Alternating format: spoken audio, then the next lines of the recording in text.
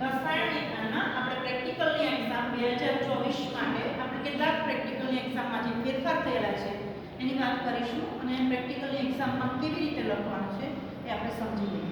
સૌથી પહેલા તો આપણે કેમિસ્ટ્રીના પ્રેક્ટિકલમાં 3 પ્રશ્નો છે. બરાબર? પ્રશ્ન નંબર 1 છે ક્વેશ્ચન નંબર 1. બરાબર? ક્વેશ્ચન નંબર 1 જે છે એ રેડોક્સ અનુમાપન છે. રેડોક્સ અનુમાપન. આ અનુમાપન જે છે એના ટોટલ ગુણ જે છે એ 17 છે. 17 ગુણ. હવે આ 17 ગુણના જે આપણા અનુમાપન છે એમાં આપણે બે પ્રેક્ટિકલ કરવાના છે. પહેલો પ્રેક્ટિકલ જે છે એ KMnO4 અને ઓક્ઝેલિક એસિડ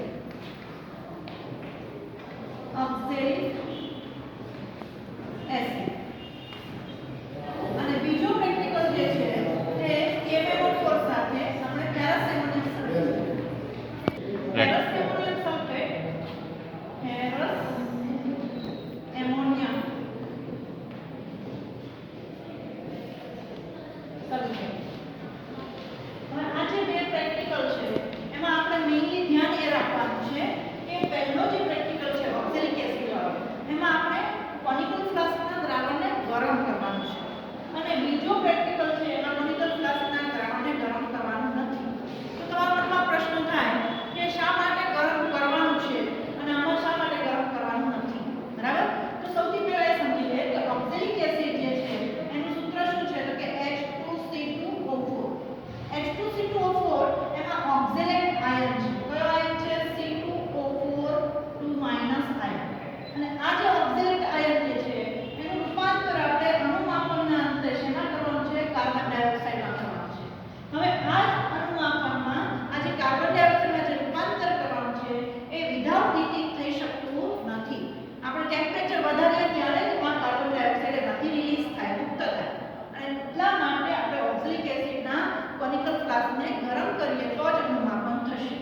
અને આ પ્રેક્ટિકલ પેરાસેમોનિયમ સલ્ફેટ છે એમાં આપણે જો ગરમ કરીએ તો શું પ્રશ્ન થાય? તો આપણે કે આયન છે Fe2+ એનું રૂપાંતર એ Fe3+ માં થઈ જાય. જો આપણે ગરમ કરીએ તો ગરમ કરવાથી એનું રૂપાંતર Fe3+ માં થઈ જાય. આપણે અણુમાપનના અંતે Fe3+ માં રૂપાંતર કરવાનું છે. જો આપણે ગરમ કર્યા વગર કરીશું પ્રેક્ટિકલ તો જ એ આપણે પ્રેક્ટિકલ થશે. જો ગરમ કરીશું તો ડાયરેક્ટ જ એનું Fe3+ માં રૂપાંતર થઈ જાય તો ત્યાર પછી આપણે અણુમાપન કરવાનો કોઈ અર્થ રહેતો નથી. બરાબર? એટલા માટે થઈ અને આપણે આ બાબત ખાસ ધ્યાનમાં રાખવાની છે. બીજું, બંને પ્રેક્ટિકલમાં KMnO4 જે છે એ શેમાં લેવાનું છે? બ્યુરેટમાં. બરાબર? અને બીજું દ્રાવણ જે છે એ કોનિકલ ફ્લાસ્કમાં લેવાનું. બરાબર? હવે આપણા જે પ્રેક્ટિકલના 17 ગુણ છે એનું આપણે બાયફર્કેશન સમજી લઈએ. બરાબર? એ 17 ગુણ કેવી રીતે મળશે? તો 17 ગુણમાં આપણે સૌથી પ્રથમ આપણો જે પ્રેક્ટિકલ છે એમાં આપણે અવલોકન લખવાના છે. હવે અવલોકન કેટલા છે? અવલોકન.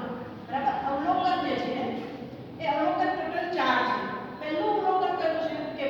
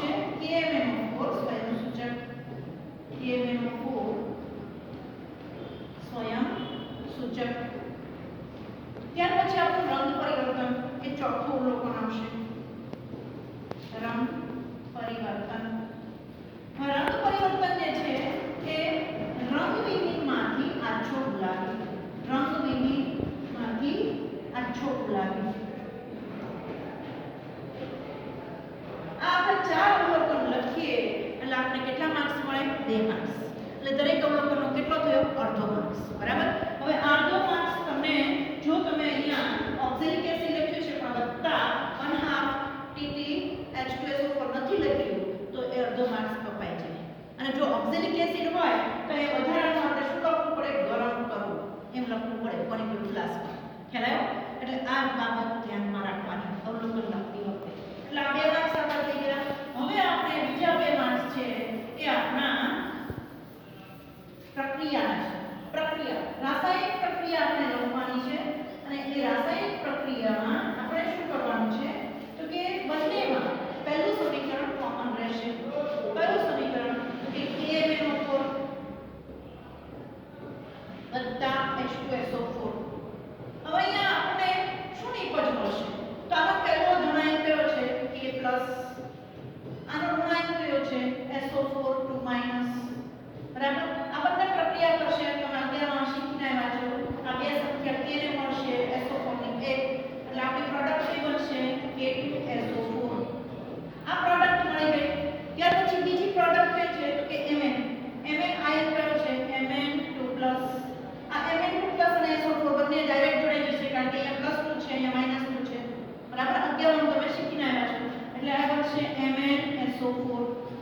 હવે આપણે કેમિકલ બેલેન્સિંગ કરવાનું. અહીંયા K ની સંખ્યા કેટલી છે? 2 અને K કેટલા વડે ગુણવાનું? 2 વડે. અહીંયા Mn ની સંખ્યા કેટલી થઈ? 2 તો આને કેટલા વડે ગુણવાનું? 2 વડે. એટલે Mn સરખા થઈ ગયા. હવે આપણે બેલેન્સિંગ કરવાનું છે S. S ની સંખ્યા નિપજ બાજુ કેટલી છે? 1 અને આ 2 એમ ટોટલ કેટલી થઈ? 3. પ્રક્રિયક બાજુ કેટલી છે? S ની સંખ્યા 1 એટલે આને કેટલા વડે આપણે ગુણીશું? 3 વડે. એટલે S ની સંખ્યા પણ બેલેન્સ થઈ ગઈ. હવે બાકી રહ્યા તે હાઇડ્રોજન અને ઓક્સિજન. હાઇડ્રોજન અહીંયા કેટલા છે? 3 × 6. જેટલા હાઇડ્રોજન હોય એના અડધા. 3 ના 6 ના અડધા કેટલા થયા? 3. એટલે 3 હાઇડ્રોજન બેલેન્સ કરવા માટે 3 મોલ H2O અહીંયા મૂકીશું. કેમ 3 મોલ? કારણ કે અહીંયા હાઇડ્રોજનમાં H2O માં 2 હોય એટલે 3 × 6 થઈ જાય. અહીંયા 6 હાઇડ્રોજન છે ને એટલે 6 ના અડધા 3 H2O મૂકી દીધા. એટલે બંને બાજુ 6 હાઇડ્રોજન થઈ ગયા. બરાબર. હવે ઓક્સિજન. અહીંયા ઓક્સિજન કેટલા છે?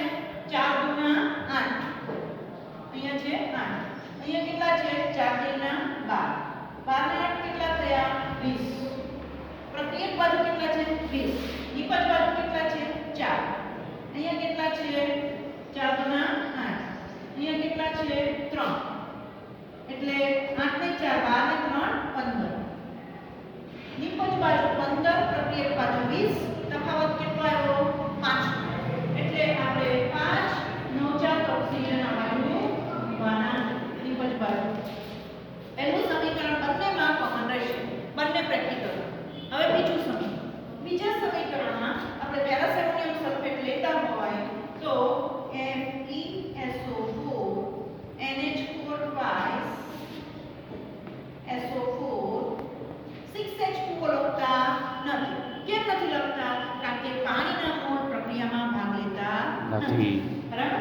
ત્યાર પછી આપણે એની H2SO4 સાથે પ્રક્રિયા કરવાની. હવે આપણે આ જે નિપજ મળે છે એ નિપજ શું મળશે? તો અહીંયા જે આયન છે એ આપણો કયો છે? Fe3+. અહીંયા આયન કયો છે? ઋણાયન SO4 2-. Fe3+ SO4 2- સાથે પ્રક્રિયા કરે એટલે આપણને નિપજ મળશે Fe2SO4 thrice. કારણ કે આ સંખ્યા 2 છે એ Fe ની થઈ જશે અને આ 3 છે એ SO એટલે Fe2SO4 thrice. બરાબર. ત્યાર પછી અહીંયા ધનાયન છે NH4+ એ SO4 સાથે પ્રક્રિયા કરે એટલે આપણને નિપજ મળશે NH4 twice SO4. હવે આપણે ફરીથી પ્રક્રિયાને બેલેન્સ કરીશું. અહીંયા Fe ની સંખ્યા કેટલી છે? 1. આ બાજુ Fe ની સંખ્યા કેટલી છે? 2. એટલે આને 2 વડે ગુણી દેવાના. હવે આપણે નાઇટ્રોજનની સંખ્યા. અહીંયા નાઇટ્રોજન કેટલા છે? 2. અહીંયા નાઇટ્રોજન કેટલા છે? આ 2 અને અહીંયા ગુણાકારમાં છે એટલે 2 × 4. એટલે અહીંયા આપણે કેટલા મૂકવા પડશે? 2.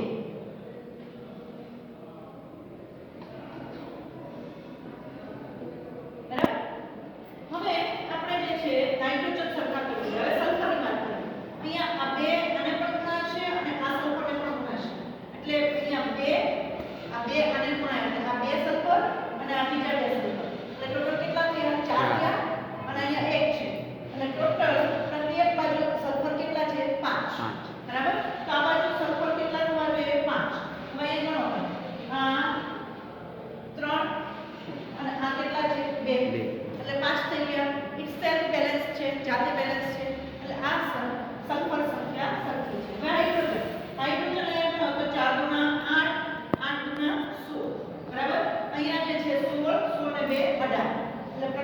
બાજુ છે 18, નિપજ બાજુ ગણો તો 4 ગુણ્યા 8, 8 ગુણ્યા 16, 4 ગુણ્યા 8, 8 ગુણ્યા 16, એટલે અહીંયા 16 છે, અહીંયા 18 છે, કેટલા ઓછા પડ્યા? 2. બરાબર. એટલે આપણે જે છે એ 2 હાઇડ્રોજન ને અડધા એક પાણીનો મોલ અહીંયા મૂકવાનો. બરાબર. હવે આપણે ઓક્સિજન કરીએ. અહીંયા કેટલા છે? આ 4 ગુણ્યા 2 એટલે 8, 8 ગુણ્યા 16, બરાબર. કારણ કે આ 4 પાંચ એટલા છે ને, એટલે 16 થઈ ગયા અહીંયા આટલામાં, અને 16 ને 4 20. આ બાજુ ઓક્સિજન કેટલા છે? 20. અહીંયા ગણો તો 4 3 ના 12, 12 વત્તા આ કેટલા છે? 4 ગુણ્યા 8 એટલે 20, અને આ એક 21. બરાબર. 20 અને 1 21. આ બાજુ 21 છે, આ બાજુ 20 છે, એક ઓછો પડે છે, એટલે એક નવજાત ઓક્સિજન અહીંયા આપણે મૂકવાનો. હવે બંને પ્રક્રિયામાં ઓક્સિજનની સંખ્યા સમાન કરવાની છે, અને એના માટે થઈ અને આખા સમીકરણને આપણે કેટલા વડે ગુણી દેવાનું? 5 વડે ગુણી દેવાનું. બરાબર. આ સમીકરણને 5 વડે ગુણી અને સરવાળો કરવાનો. હવે સરવાળો કરીએ તો આપણો સરવાળો આવો આવશે.